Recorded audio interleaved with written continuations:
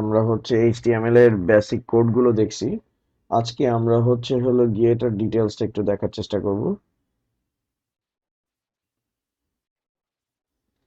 তো আজকে কথা হচ্ছে যে আমরা যে ট্যাগগুলো ব্যবহার করতেছি কোন ট্যাগের কাজ কি সেটা একটু এক্সপ্লেইন করব। তো ফার্স্টে দেওয়া ছিল স্যার ডক টাইপ এইচটিএমএল। তো ডক টাইপ এইচটিএমএলটা মূলত হচ্ছে ভার্সন 5 কে ইন্ডিকেট করে। ডক টাইপ এইচটিএমএল মূলত হচ্ছে ভার্সন 5 কে ইন্ডিকেট করে। ঠিক আছে, ভার্সন 5 কে ইন্ডিকেট করে। ওকে, অর্থাৎ আপনি যখনই কোনো এইচটিএমএল পেজে ডক টাইপ কথাটা পাবেন তখনই বুঝবেন যে আপনার এখানে ভার্সন 5 এর কথা উল্লেখ করা হয়েছে। আর এখানে যে এইচটিএমএল এর কথা বলা হয়েছে, স্যার এই এইচটিএমএল এর এটার মাধ্যমে মূলত হচ্ছে মার্কআপ ল্যাঙ্গুয়েজকে বোঝানো হয়েছে। মার্কআপ ল্যাঙ্গুয়েজকে অর্থাৎ আমরা এইচটিএমএল পেজে যা ইনপুট দিব সেখান থেকে সিলেক্টেড অংশগুলোকেই মূলত কি করা হবে, শো করা হবে। ওকে, আমি আবার বলতেছি যে এইচটিএমএল এর ক্ষেত্রে আমি এখানে এইচটিএমএল টা ইউজ করব, এটা মূলত আমার মার্কআপ ল্যাঙ্গুয়েজ হিসেবে কাজ করবে। অর্থাৎ আমি হচ্ছে হলো গিয়ে যা ইনপুট দিব সেগুলোকে আমার জাস্ট হচ্ছে হলো গিয়ে আউটপুট হিসেবে শো করবে। এরপর আমাদের দেওয়া আছে স্যার হেড ট্যাগ। স্যার এতটুকু আপনারা বুঝছেন কিনা, ডক টাইপ এইচটিএমএল মূলত হচ্ছে হলো গিয়ে ভার্সন 5 কে ইন্ডিকেট করে, আর এইচটিএমএল হচ্ছে মার্কআপ ল্যাঙ্গুয়েজকে ইন্ডিকেট করে। তারপর মনে করেন আমাদের হেড ট্যাগ। ওকে, আমাদের হেড ট্যাগটা মূলত হচ্ছে হলো গিয়ে বিভিন্ন কাজে ইউজ করা হয়, লাইক স্ক্রিপ্টিং এর ক্ষেত্রে। মানে জাভা স্ক্রিপ্টের, মানে সহজ কথায় জাভা স্ক্রিপ্টের ফাংশন রাখা হয়। তারপরে হচ্ছে পিএইচপির ফাংশন রাখা হয়। তারপরে মেটা ট্যাগ। তারপরে হচ্ছে এসইওর কাজ করা হয়। অর্থাৎ হেড ট্যাগটা বিভিন্ন কাজে ইউজ করা হয়। অর্থাৎ আমাদের একটা ওয়েবসাইট ডেভেলপমেন্টে মূলত আমাদের জাভাস্ক্রিপ্ট লাগে, আমাদের পিএইচপি লাগে, সিএসএস লাগে। তো এগুলোর যে ক্লাসগুলো আছে বা এগুলোর যে মনে করেন ফাংশনগুলো আছে, এগুলো সবগুলো হচ্ছে হেড ট্যাগের মধ্যে রাখা হয়। অর্থাৎ একটা ওয়েবসাইট তৈরি করতে আমার জাভাস্ক্রিপ্ট লাগে, পিএইচপি লাগবে, মেটা মানে মেটা ট্যাগ লাগবে। তো এখানে যেই ট্যাগগুলো, যেই ফাংশনগুলো প্রয়োজন আমার দরকার সেগুলোকে হচ্ছে হেড ট্যাগে লাগে।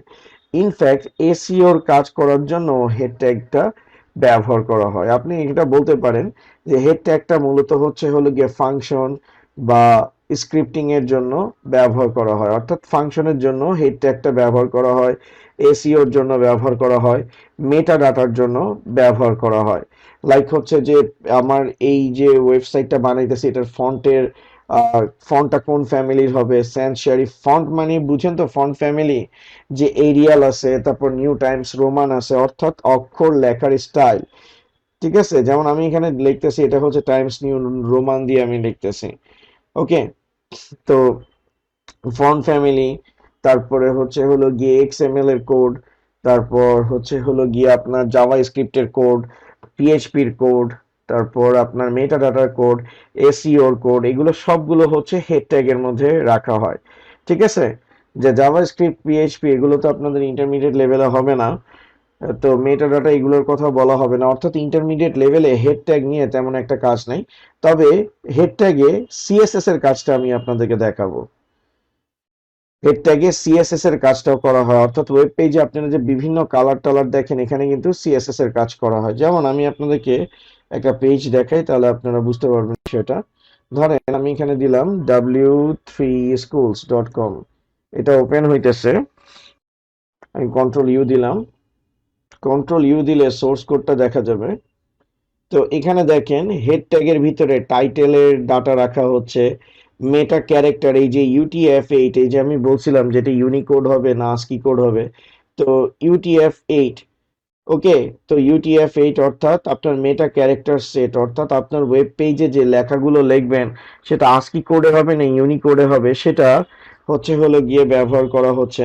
তারপরে হচ্ছে হলো গিয়ে যে মেটা নেম কিওয়ার্ডস, অর্থাৎ এই যে এই জায়গাটা হচ্ছে এসইওর কাজ।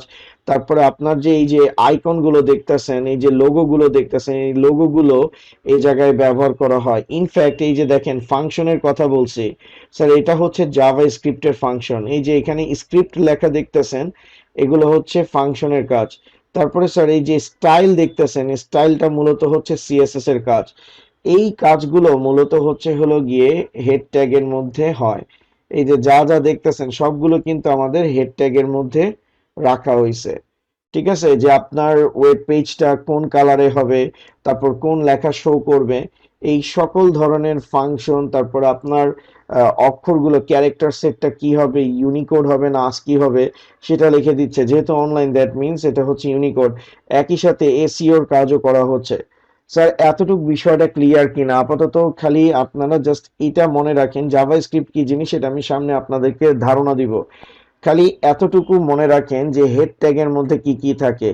হেড ট্যাগের মধ্যে আপনার জাভাস্ক্রিপ্টের কোড থাকে, আপনার পিএইচপির কোড থাকে, আপনার মেটা ডাটা থাকে, আপনার এসইও থাকে, আপনার সিএসএস থাকে, আপনার হচ্ছে হলো গিয়ে জাভাস্ক্রিপ্টের ফাংশনগুলো থাকে। ঠিক আছে, ফাংশন থাকে। তারপরে হচ্ছে হলো গিয়ে টাইটেল ট্যাগ থাকে, তারপরে হচ্ছে লোগো। এগুলো হচ্ছে কিসের মধ্যে রাখা হয়? হেড ট্যাগের মধ্যে রাখা হয়।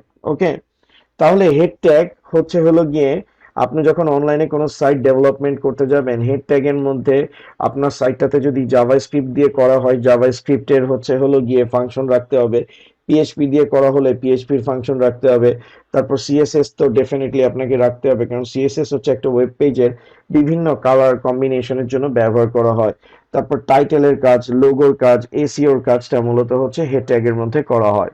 আজকে আপনাদেরকে ফার্স্টে এসইওর ব্যাপারটা বলি, কারণ এটা খুবই ইম্পর্টেন্ট একটা বিষয়। এসইও জিনিসটা কি আপনারা কেউ কি বলতে পারবেন? এসইওর ফুল ফর্ম হচ্ছে search engine optimisation. Search engine optimisation.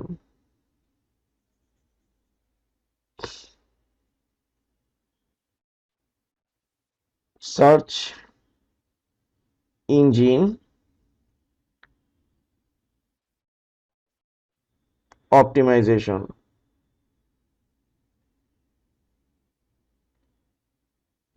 ঠিক আছে, সার্চ ইঞ্জিন অপটিমাইজেশন অর্থাৎ এসইওটা কি কাজ করে। স্যার আজকে আপনারা হচ্ছেন শিখবেন যে আপনি গুগলে সার্চ করলে গুগল কিভাবে আপনার সার্চটা খুঁজে বের করে, অর্থাৎ গুগল কিভাবে সার্চ করে সেই বিষয়টা বুঝতে পারবেন। ওকে, তো সেটা বুঝার আগে আমি আপনাদেরকে একটা ঘটনা বুঝাই। তো একটা স্টুডেন্ট বা একটা ছেলে, বিশেষ করে ছেলেদের কথাই বলি, যখন ক্লাস 9-এ উঠে সেটা গার্ডিয়ানদের জন্য অনেক চিন্তার বিষয় হয়ে দাঁড়ায়। তো আমার বাবা আমাকে নিয়ে তেমন একটা চিন্তা করতো না, কারণ তারা চিন্তা করতে করতে আমার উপর হোপ ছাইড়াই দিছে। তো আমি তো অলরেডি শেষ হয়ে গেছি, তো আমাকে নিয়ে তেমন একটা চিন্তা করতো না। তো আমার এক ফ্রেন্ড ছিল, নাম হচ্ছে মোর্শেদ, যে খুব ভালো মনে করেন ক্রিকেট খেলতো, তারপরে হচ্ছে পড়ালেখায় খুব ভালো, খুব মাল্টি ট্যালেন্টেড একটা ছেলে। তো সে মাল্টি ট্যালেন্টেড এই জন্যই বলছি, সে যেমন পরীক্ষায় ভালো রেজাল্ট করতো, ভালো ক্রিকেটও খেলতো, এবং হচ্ছে ক্লাসও ভাঙ দিত, মানে ক্লাস পালায় যাইতো গা। তো ক্লাস 9-এ উঠার পর গার্ডিয়ানরা কিন্তু খুবই সচেতন হয়, বিশেষ করে ছেলেদের বাবারা বা মারা, বিশেষ করে বাবারাই হচ্ছে হলো গিয়ে কনসার্ন হয় যে ছেলে ক্লাসে আসে কি আসে না। তো একদিন মোর্শেদ হচ্ছে হলো গিয়ে, মনে করেন মোর্শেদের বাবা আমাদের ক্লাসে মানে আসছে। তো তার আগে একটু ফ্ল্যাশব্যাকে যাই। তো স্কুলে যাওয়ার সাথে সাথে প্রত্যেকটা স্টুডেন্টের মা বাবা আকিকা দিয়ে যে নাম রাখে সেটা কিন্তু চেঞ্জ হয়ে যায়। তো মোর্শেদের নামও চেঞ্জ হয়ে গেছে। মোর্শেদ খুবই শুকনা ছিল, তো সবাই ওকে চিকা ডাকতো। তো ওকে চিকা ডাকতে ডাকতে এমন অবস্থায় চলে গেছে যে এটা মূলত হচ্ছে ভাইরালের পর্যায়ে চলে গেছে। ইনফ্যাক্ট টিচাররাও ওর অরিজিনাল নাম ভুইলা ওকে চিকা নামেই ডাকতো। তো এটাতে কিন্তু ও খুব মাইন্ড করতো। তো একদিন স্যার বলতো, স্যারে চিকা তুমি এই ক্লাসে এই সেকশনে আসছো? তখন স্যার কেউ বলতেছে, স্যার আপনিও শুরু করছেন? তো স্যার বলতো, সামনে আমরাই তো। আচ্ছা যাই হোক, তো মোর্শেদের বাবা ক্লাসে আসছে। তো আসার পর হচ্ছে যে আমি করিডোরে দাঁড়ায় ছিলাম, তো আমার কাছে জিজ্ঞেস করতেছে, বাবা তুমি কি মোর্শেদ নামের কাউকে চিনো? আমি বলছি, না আঙ্কেল, আমি মোর্শেদ নামের কাউকে চিনি না।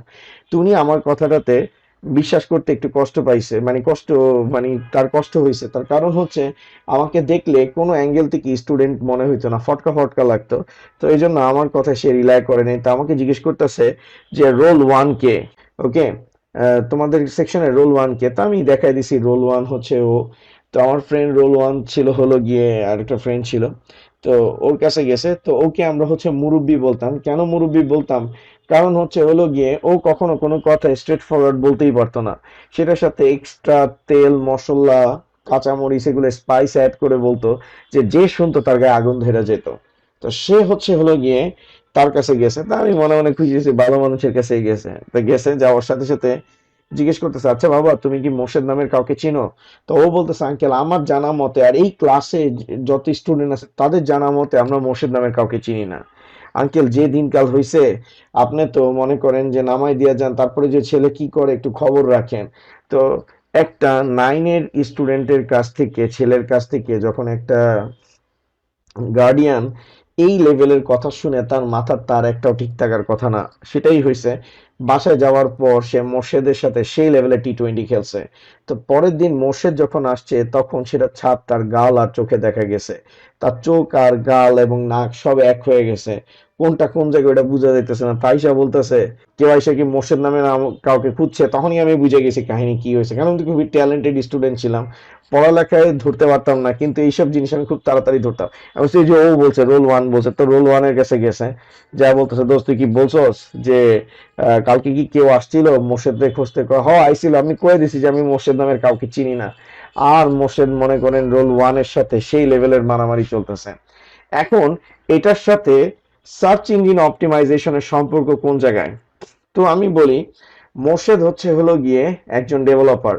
সে একটা ওয়েবসাইট বানাইছে, সেটার নাম হচ্ছে হলো গিয়ে মোর্শেদ।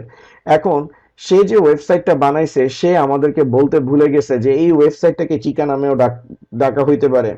তো মোর্শেদের বাবা হচ্ছে একজন ইউজার, সে হচ্ছে আমাদের কাছে আসছে, আমরা হচ্ছে সার্চ ইঞ্জিন, ক্লাসের স্টুডেন্টরা হচ্ছে সার্চ ইঞ্জিন। তো মোর্শেদের বাবা সার্চ ইঞ্জিনের মধ্যে চিকা দিয়ে সার্চ করছে, কিন্তু মোর্শেদ ওয়েবসাইট বানানোর সময় বলে নাই যে আমাকে মোর্শেদ ওরফে চিকা নামেও সার্চ করা হইতে পারে। তো যার কারণে আমরা মোর্শেদকে খুঁজে পাই নাই, তখন আমরা বলছি যে আমাদের কাছে এটার কোনো রেজাল্ট নাই। তো একটা দুর্ঘটনা, সারা জীবনের কান্না। ওকে, মানে সহজ কথায়, আপনি একটা ওয়েবসাইটকে কি কি শব্দ ব্যবহার করে সার্চ করতে পারেন, সেই শব্দগুলোকে হেড ট্যাগে সংযুক্ত করাকে মূলত বলা হয় এসইও। আপনি যখন গুগলের সার্চ ইঞ্জিনে কোনো কিছু লিখে সার্চ দেন, লাইক হচ্ছে হলো গিয়ে আপনি লিখলেন তিতলি কি পারবে, এই যে তিতলি লিখে সার্চ দিছেন, তখন গুগল হচ্ছে পৃথিবীব্যাপী যতগুলো সাইট আছে সবগুলো সাইডের হেড ট্যাগের মধ্যে হিট করবে। তো গুগল এই কাজটা করে গুগল বটস এর মাধ্যমে। কার মাধ্যমে করে? গুগল বটস এর মাধ্যমে। তো গুগল বটস 0.03 সেকেন্ড, মানে 3 সেকেন্ড, 0.30 সেকেন্ডের মধ্যে পৃথিবীব্যাপী বা ওয়ার্ল্ড ওয়াইড ওয়েবে যতগুলো সাইট আছে তাদের হেড ট্যাগ গুলোকে কি করে? সার্চ করে। তো হেড ট্যাগের মধ্যে যদি আপনি সার্চ ইঞ্জিনে যে শব্দটা দিয়েছেন সেই শব্দটা পায়, সেই শব্দগুলো যে যে সাইডে পাইছে সেই সাইটগুলো আপনার লিস্টে কি করে স্যার? শো করে। যেমন স্যার, এটা হচ্ছে আমার একটা গুগলের সার্চ ইঞ্জিন, এটা হচ্ছে গুগলের আমাদের সার্চ ইঞ্জিন, ঠিক আছে? এখন দেখেন, আপনি যদি ক্লিয়ারলি এখান থেকে একটু দেখেন, আই হোপ আপনারা দেখতে পাবেন। এখানে আমি একটু জুম করি। তো এখন দেখেন, এখানে কিওয়ার্ডস এর কথা বলতেছি, কিওয়ার্ডস এর কথা বলতেছি, তো এখানে কন্টেন্ট আসতেছে, কন্টেন্টের মধ্যে মনে করেন যে দেওয়া আছে এইচটিএমএল, সিএসএস, জাভাস্ক্রিপ্ট, পিএইচপি, মানে পিএইচপি যে কোয়েরি, অর্থাৎ এখানে বলা হয়েছে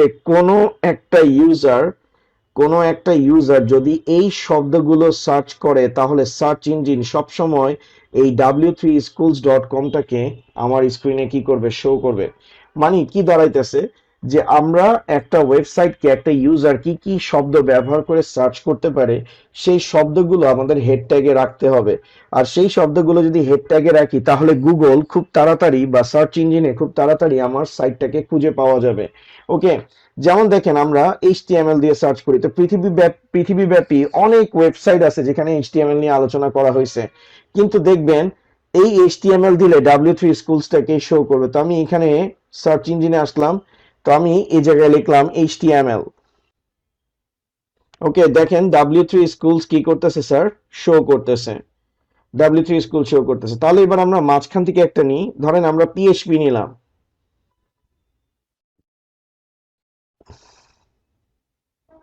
আমরা হচ্ছে পিএইচপি নিলাম। পিএইচপি নেওয়ার সাথে সাথে স্যার দেখেন w3schools শো করতেছে, অর্থাৎ পিএইচপি পৃথিবীর যে সকল ওয়েবসাইটগুলোর মধ্যে ব্যবহার করা হয়েছে সেই ওয়েবসাইটগুলো আপনার সার্চ লিস্টে কি করতেছে, শো করতেছে। ঠিক আছে, তো সার্চ ইঞ্জিন মূলত একটা ওয়েব অ্যাপ্লিকেশন। অনেকে জিজ্ঞেস করে বা অনেকে কোশ্চেন করা হয় যে সার্চ ইঞ্জিন কি। অর্থাৎ সার্চ ইঞ্জিন একটা ওয়েব অ্যাপ্লিকেশন যেটা কিওয়ার্ডের মাধ্যমে হলো গিয়ে সাইটকে, ইউজারকে কি করে, প্রোভাইড করে। ঠিক আছে, তো হেড ট্যাগের কাজ শেষ। হেড ট্যাগের কাজ শেষ। আর টাইটেল ট্যাগটা আমি গত ক্লাসেই বলছি যে ট্যাবের নাম জেনারেট করার জন্য মূলত স্যার টাইটেল ট্যাগ ইউজ করা হয়।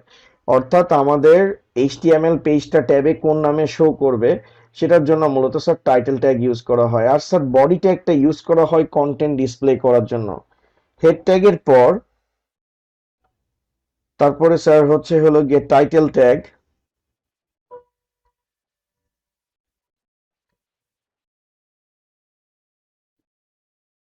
ট্যাব নেম জেনারেট করার জন্য ব্যবহার করা হয়। তারপর হচ্ছে বডি ট্যাগ। বডি ট্যাগ আমরা কিসের জন্য ইউজ করি? স্যার বডি ট্যাগ আমরা ইউজ করি হলো গিয়ে কন্টেন্ট ডিসপ্লে করার জন্য।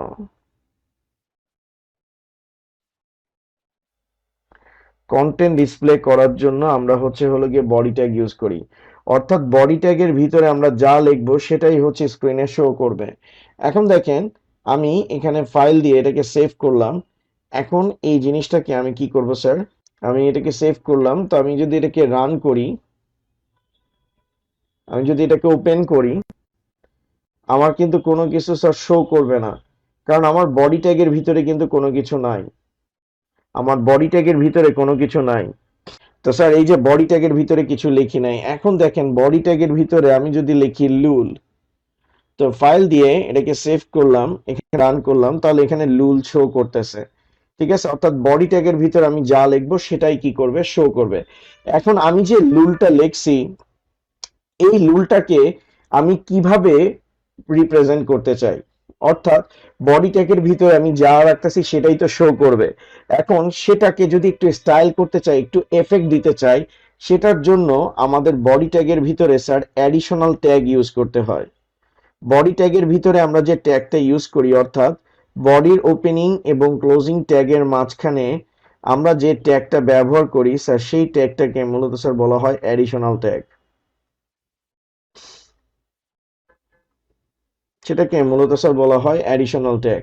ঠিক আছে, এখন বডি ট্যাগের ভিতরে আমি হলো গিয়ে লুল লেখছি, লুল শো করতেছে। এখন আমি চাইতেছি লুলটা আমার একটু ডাইনামিক হবে, একটু দৌড়াবে। অর্থাৎ পেজের এক সাইড থেকে অন্য সাইডে মনে করেন যে ব্রেকিং নিউজের মতো যাবে। তো এটার মধ্যে স্যার আমি হলো গিয়ে এখন যে ট্যাগটা ইউজ করব সেটার নাম হচ্ছে মার্কিউ ট্যাগ। তো এই মার্কিউ ট্যাগটা আমি যে ইউজ করতেছি, মার্কিউ ট্যাগ, তো আমি এটাকে যে ফাইল দিয়ে এটাকে সেভ করতেছি, তো এখন আমি যদি এটাকে রান করি, তাহলে দেখেন কি হয়। লুলায়িত অবস্থা, আমার লেখাটা ডান দিক থেকে বাম দিকে যাচ্ছে। এখন আপনার ডান দিক থেকে বাম দিকে যায়, যেমন আপনি কোনো ওয়েবসাইটে গেলে দেখবেন যে আপনার লেটেস্ট নিউজ বা ব্রেকিং নিউজ টিভি চ্যানেলে দেখেন এটা ডান দিক থেকে বাম দিকে এভাবে যায়। এটা কোন ট্যাগের মাধ্যমে যায় স্যার? এটা মার্কিউ ট্যাগের মধ্যে যায়। অর্থাৎ মার্কিউ ট্যাগের মধ্যে আপনি যদি কোনো একটা কন্টেন্টকে রাখেন, সেটা আপনার কি হবে স্যার? ডাইনামিক হবে স্যার।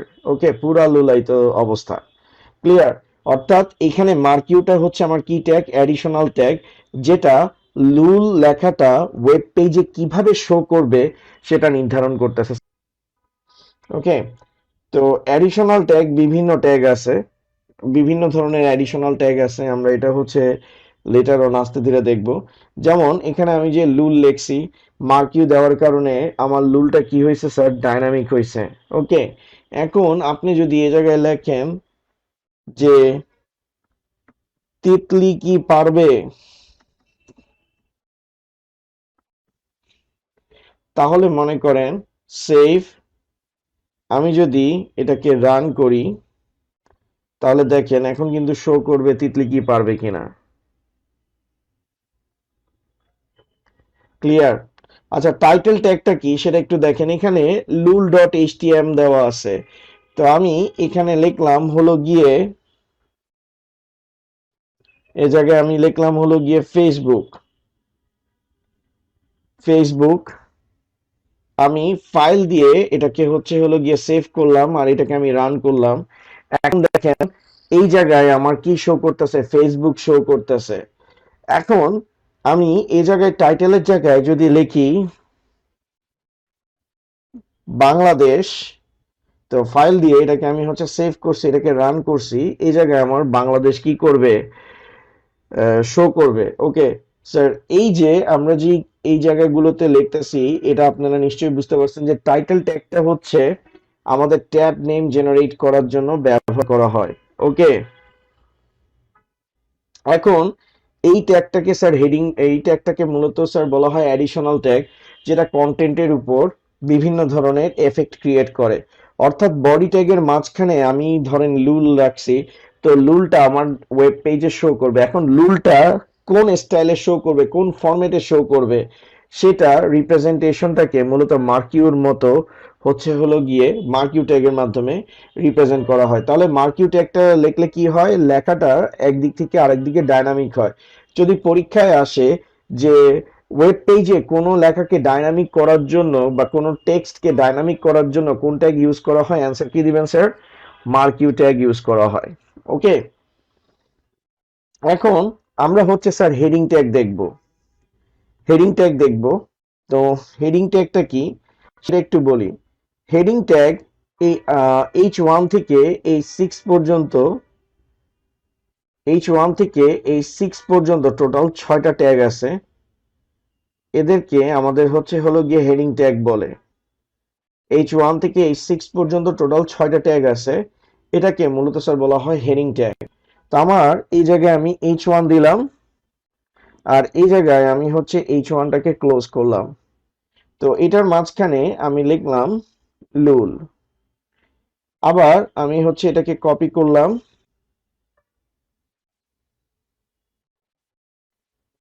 তো H1 থেকে H6, তো আমি এখানে হচ্ছে H2 দিলাম, এখানে H2 দিলাম, এখানে H3 দিলাম, এখানে H3 দিলাম, এখানে H4 দিলাম, এখানে H4 দিলাম, এখানে H5 দিলাম, এখানে H5 দিলাম, এখানে H6 দিলাম, আর এখানে H6 দিলাম। তো আমি এটাকে ফাইল দিয়ে কি করলাম স্যার, সেভ করলাম।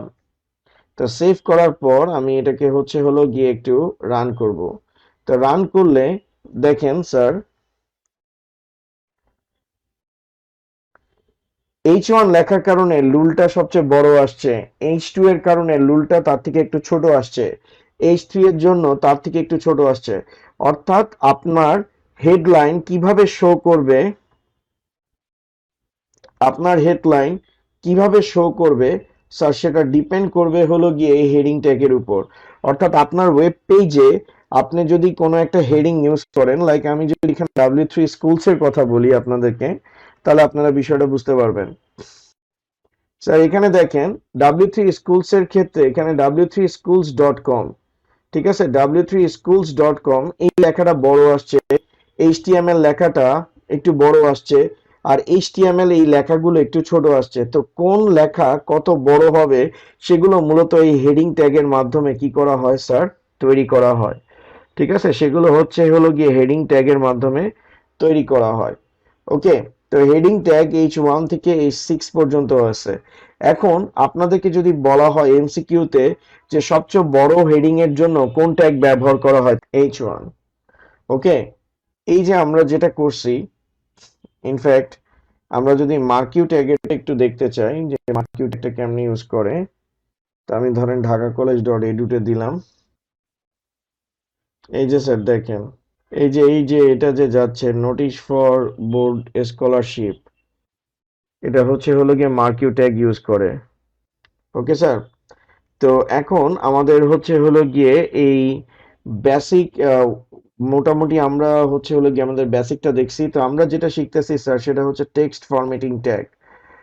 টেক্সট ফরম্যাটিং ট্যাগ অর্থাৎ আমরা একটা ওয়েবসাইটে কিভাবে করে টেক্সটগুলোকে আমরা ফরম্যাটিং করতে পারবো সেগুলো শিখতেছি, কিভাবে রিপ্রেজেন্ট করব। তো সেটার ক্ষেত্রে আমি হচ্ছে মার্কিউ ট্যাগটা দেখছি, মার্কিউ ট্যাগটা দেখছি, তারপরে আমরা হচ্ছে হলো গিয়ে হেডিং ট্যাগটা দেখছি। হেডিং ট্যাগটা দেখতেছি। তো হেডিং ট্যাগটা আমরা হলো গিয়ে ডিটেলসে দেখার চেষ্টা করছি। এখন হেডিং ট্যাগের পর আমরা হলো গিয়ে আরো কিছু ট্যাগ দেখব। লাইক হলো গিয়ে যে যেমন এটাকে যদি আমরা বোল্ড করতে চাই, ঠিক আছে, যদি আমরা বোল্ড করতে চাই, যেমন আমার রিপোর্ট কার্ডে আমার রেজাল্ট সবসময় ফেইল কথাটা অনেক বোল্ড থাকতো, ঠিক আছে। তো আমি চাচ্ছি যে আমার, ধরেন যে আমি পরীক্ষায় ফেল করছি, তো ফেইল কথাটা একটু বোল্ড হবে, ফেল কথাটা একটু বোল্ড হবে। তো ফেল কথাটা বোল্ড করার জন্য আমরা এখানে বোল্ড ট্যাগটা দিব, আর এখানে বোল্ড ট্যাগটা আমি ক্লোজ করব। তো ফাইল দিয়ে আমি এটাকে সেভ করলাম, আর আমি যদি এটাকে রান করি, আমি যদি এটাকে রান করি, তাহলে স্যার দেখেন ফেল কথাটা আমাদেরকে কি করতেছে, শো করতেছে, ফেল আমাদের শো করতেছে। ওকে, এখন আপনি বলবেন স্যার ফেল তো থাকে, ফেলের নিচে তো স্যার আন্ডারলাইনও থাকে, তো ফেলের নিচে আন্ডারলাইনটা কেমনে দিবেন? তো ফেলের নিচে আন্ডারলাইন দেওয়ার জন্য মূলত স্যার ইউ ট্যাগ ইউজ করা হয়, ইউ ট্যাগ ব্যবহার করা হয়। ওকে, তো ফাইল দিয়ে আমি এটাকে সেভ করলাম আর এটাকে রান করলাম, এটা নিচে আমার কি আসতেছে স্যার, আন্ডারলাইনও কিন্তু চলে আসতেছে। এখন কেউ যদি বলেন আমি ইউ ট্যাগটা আগে দিলাম, বি ট্যাগটা পরে দিলাম, কোনো সমস্যা নেই, আউটপুট সেম আসবে। কিন্তু ট্যাগের একটা সৌন্দর্য আছে, কোডিং করার একটা সৌন্দর্য আছে। স্যার বি দিলেও বোল্ড হয়, হেডিং দিলেও বোল্ড হয়, কিন্তু বোল্ড আর হেডিং এর মধ্যে ডিফারেন্স আছে, এটা আমি সামনে বলবো। আপাতত স্যার বোল্ড একটা দেখেন, আমরা কিন্তু কি করতে পারবো স্যার, এটাকে ফেল যে লেখছি, এই ফেলটাকে আন্ডারলাইন আমরা কি করছি স্যার, করে দিছি। ইনফ্যাক্ট আমি যদি চাই এটার মধ্যে স্যার আরো ট্যাগ ইউজ করতে পারবো, যেমন ইটালিক ট্যাগ ইউজ করতে পারবো। ইটালিক করলে আমার লেখাটা কি হয়ে যাবে স্যার, নিচের দিকে শো করবে। তো আমি ফাইল দিয়ে এটাকে সেভ করলাম, রান করলাম, মানে এটা একটু বাঁকা হয়ে যাবে, একটু হেলে পড়বে। এখন আপনাদের মধ্যে অনেকে বলবে স্যার ফেলটা তো একটু লাল কালার থাকে। তো ফেলটা যদি লাল কালার থাকে সেটার জন্য আমরা কালারও করতে পারবো। তো কালারের জন্য আমরা লিখবো ফন্ট। কালারের জন্য আমাকে কি লিখতে হবে, ফন্ট, ঠিক আছে। ফন্ট, COLOR, কালার, ডাবল কোটেশনের ভিতর আমি হলো গিয়ে স্যার লিখে দিব রেড, ঠিক আছে। তারপর হলো গিয়ে আমি ফন্ট ট্যাগটাকে ক্লোজ করে দিব, ফন্ট ট্যাগটাকে আমি স্যার ক্লোজ করে দিব।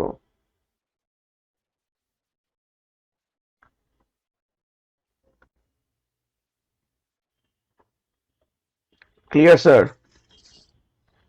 আমি এখন এখানে আমি যদি চাই, এই যে রেড কালার ইউজ করছি, তো স্যার যদি আপনার কোনো একটা লেখার কালার চেঞ্জ করতে হয় তাহলে কিন্তু আপনি স্যার ফন্ট ইউজ করতে পারবেন।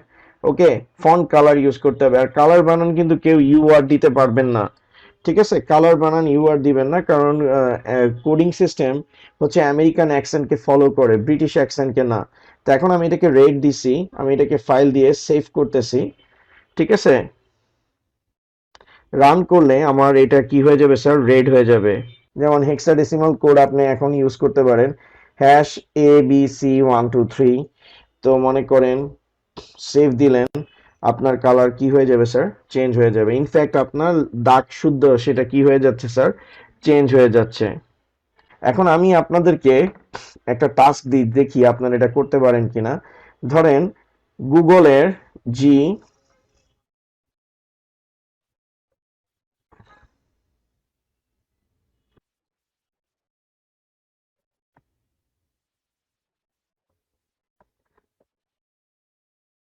স্যার এভাবে করে, গুগল এভাবে করে আউটপুট আপনারা দেখাইতে পারবেন কিনা, ঠিক আছে।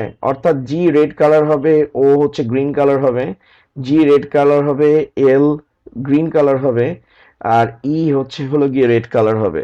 তো এটা আপনাদের একটা অ্যাসাইনমেন্ট থাকবে, এটা আপনারা বাসায় ট্রাই করবেন, আমি নেক্সট ক্লাসে আপনাদেরকে দেখাবো স্যার। ঠিক আছে স্যার, তো আজকের মতো এতটুকুই, নেক্সট ক্লাসে আবার দেখা হবে স্যার, থ্যাংক ইউ।